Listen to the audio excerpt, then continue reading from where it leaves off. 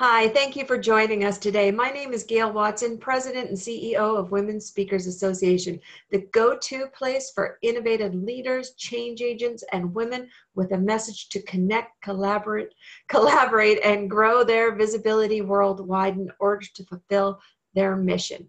As part of this mission, we are excited to introduce you to Voices of the 21st Century, a book featuring a collection of female voices rising up to educate, guide, and inspire you.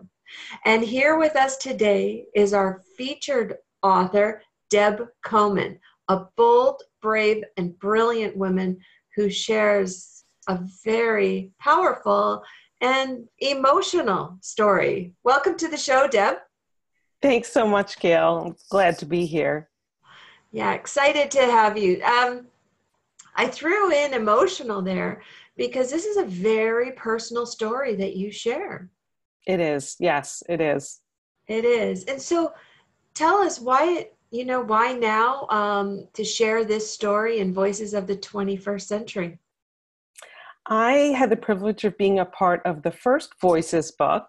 And at the time, I chose to write a story about my dad and how one of the things that he always said to us as kids growing up stuck with me and allowed me to stay true to who I was and to kind of dig deep when faced with decisions and situations.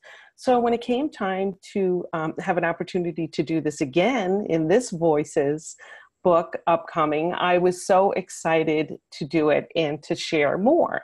I didn't realize at the time, but when I sat down to do my chapter, I realized I wanted to turn to my mom and write a little bit about her and how from two very different perspectives, they actually brought me to the same life lesson. And so this chapter is about my mom and her experience and some of the teachings I learned throughout my life, but even more so recently in examining her experience. So a big story. First of all, I love that in the first Voices you shared about your dad.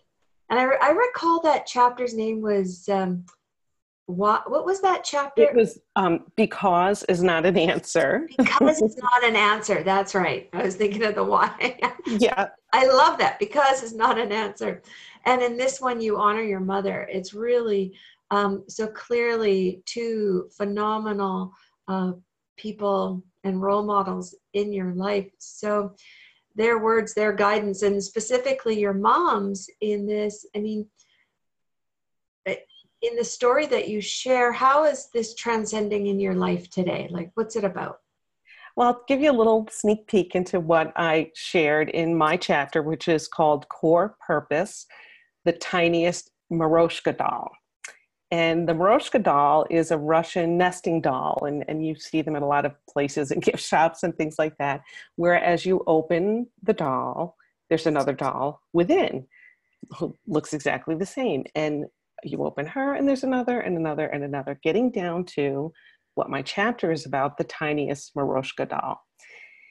And it all kind of unfolded for me as I was writing about my mom. And her situation right now is that she's had some major medical crises that have resulted in her being in nursing home care for actually it's a couple of years already.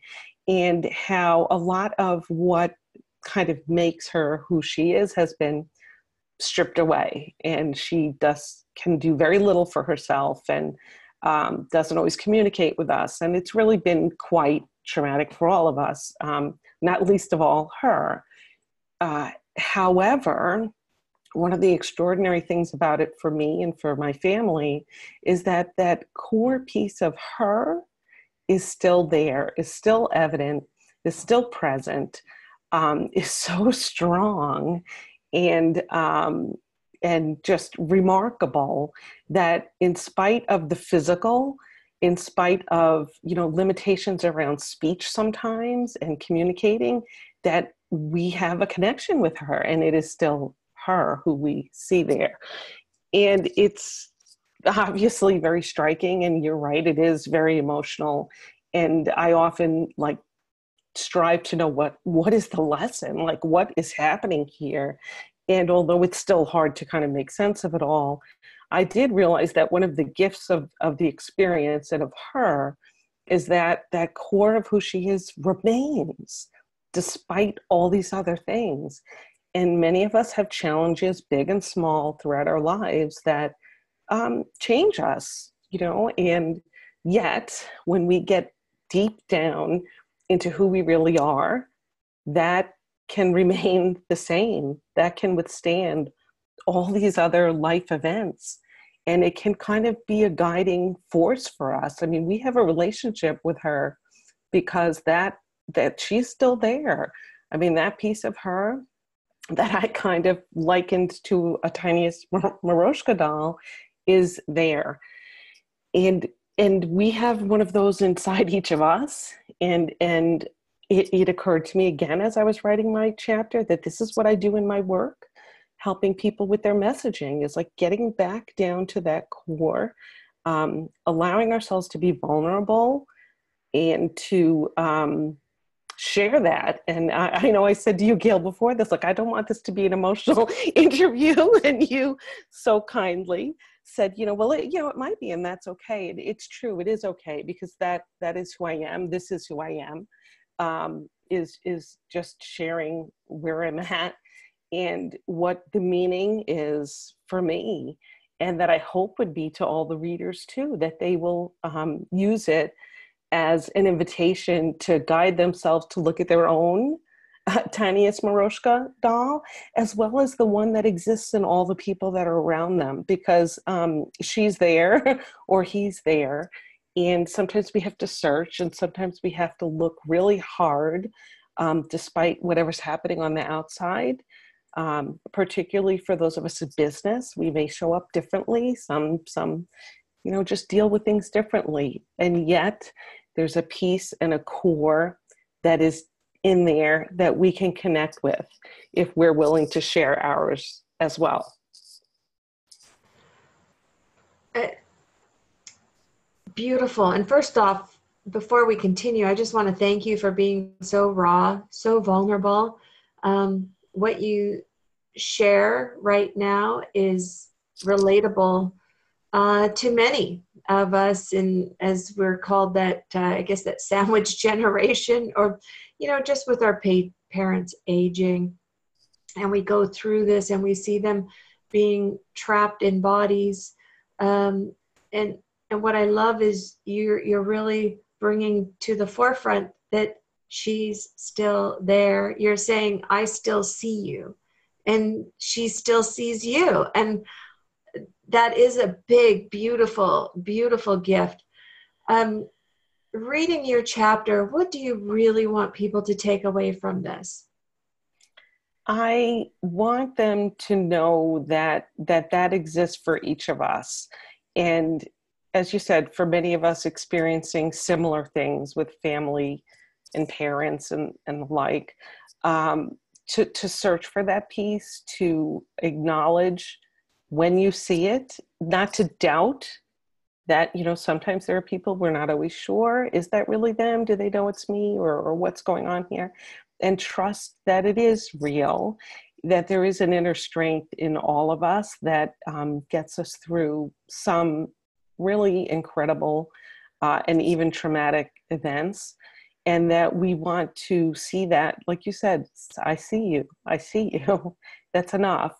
And that I can find strength in that, in my own story, in my own discovering what's the deep down core essence of who I am, and bring her out into the forefront more rather than less, because that is often the place where we can have the deepest connections with people. So I hope that reading the chapter and the rest of the stories in voices allows people to find that within their own lives, and to relate it to their own experience.